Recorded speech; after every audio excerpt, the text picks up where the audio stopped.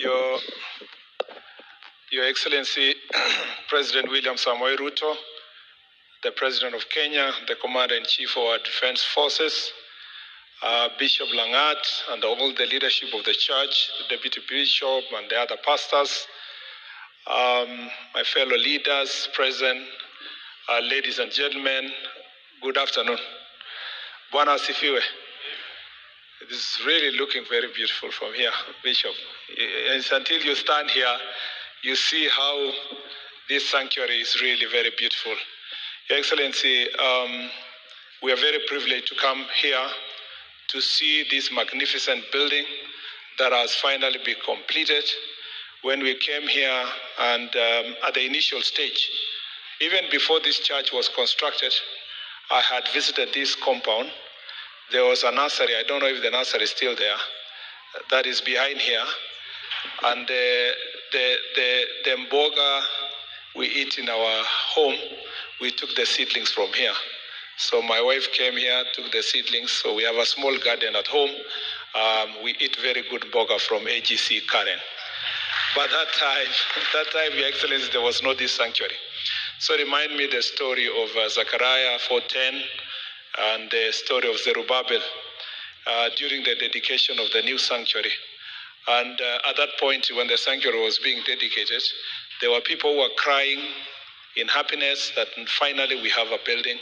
And there were others who were crying sad that it may not be the same building like the one Solomon had built. The older generation were wondering whether they will get a magnificent building. The younger generation were happy that there is a building anyway.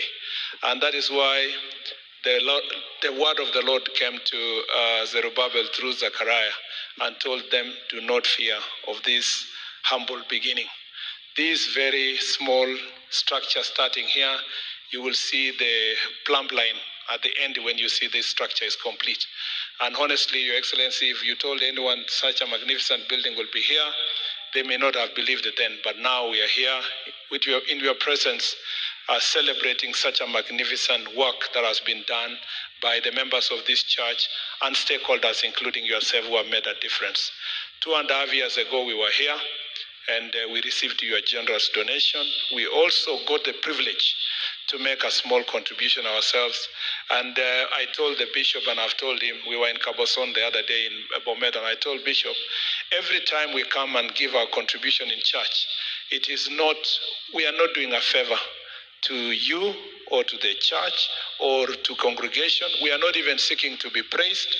What is very important is that we are being granted an opportunity to invest in God's word and to earn a great reward here on earth and later when we meet our Christ in heaven. So this is really why we are here. As a son of a pastor and a former teacher of Sunday school, I know the importance of this sanctuary in terms of mentorship of leadership, in terms of creating a society that is harmonious, responsible young generation. Every time I go to any church, the first thing I ask is, where is the Sunday school? Because that's the most important sanctuary above all. That is the place that we build the future generation. And Bishop himself captured in the words of Robert Kennedy, the brother of J.F. Kennedy, in his speech, which he gave in 1966 in the University of Cape Town.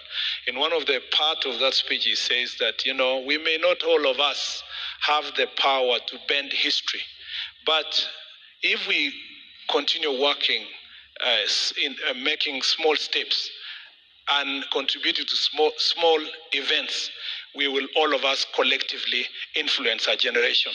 And I believe that each one of us here in our country, in church, outside church, as long as we continue making positive steps towards a better nation, we will collectively make history as a generation.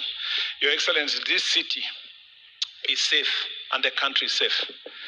In fact, our country is safer than ever from border challenges with our neighbors to issues of banditry to issues of robberies and all that, Your Excellency, under your administration, we have made very, very positive strides because of the investment in the security sector, the equipment, modernization. Your Excellency, recent recruitment has given us even greater impetus. We're expecting the recruits to be out in 4 months. You've done a lot in terms of investing in this sector. There's only one challenge that we still face, Your Excellency.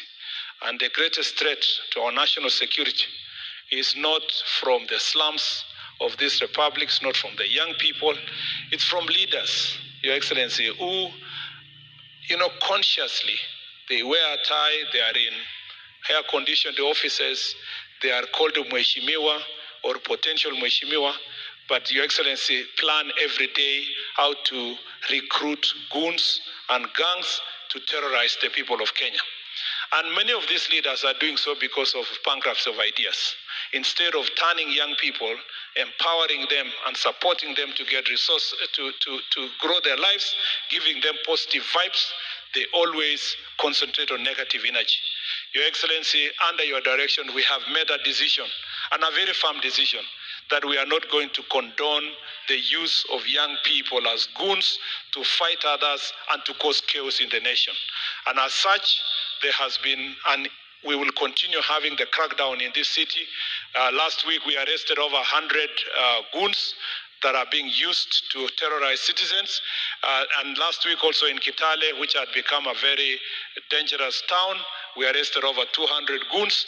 That crackdown will continue, and the security forces are properly instructed to ensure that this nation becomes safe. And as we prepare for next election, I want to assure the people of Kenya to be ready, register yourself, get your ID, get your voter's card. It will be a safe elections because we will provide the necessary security that will protect the people of Kenya.